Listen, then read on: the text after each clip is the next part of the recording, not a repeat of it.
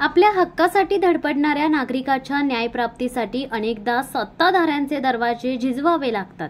मात्र यावेळी voice of Dhanashree कोकणची लेक या चॅनलने दाखवलेल्या भूमिकेमुळे तहसीलदार यांची खुर्ची डळमळीत करू लागले। विजय चव्हाण यांच्या 32 खरेदी प्रमाणपत्राच्या अंमलबजावणीसाठी महाराष्ट्र महसूल न्यायाधिकरणाने पूर्वस्थितीत ठेवण्याचे स्पष्ट आदेश दिले होते। मात्र रोहा तहसीलचे अधिकारी किशोर देशमुख यांनी तब्बल 6 महिने वेळकाढूपणा करत अखेर अंमलबजावणी औचित्यपूर्ण नाही हे असे उत्तर दिले। हे उत्तर कायद्यानुसार पूर्णपणे चुकीचे ठरत होते।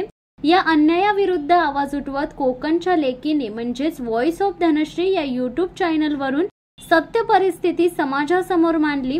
बातमी प्रसिद्ध होताच संपूर्ण कोकणातून संतप्त प्रतिक्रिया उमटल्या।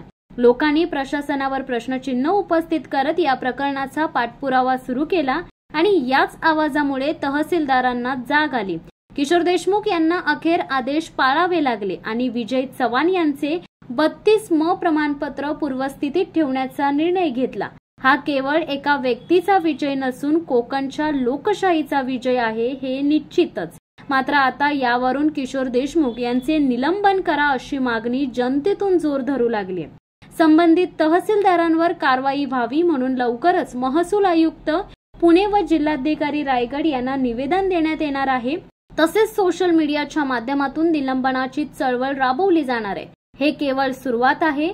जर कोणताही सरकारी कर्मचारी कायद्याचे उल्लंघन करेल तर आम्ही त्याला गप्प बसवणार नाही। जर कोणताही सरकारी कर्मचारी कायद्याचे उल्लंघन करेल तर आम्ही त्याला गप्प बसणार नाही।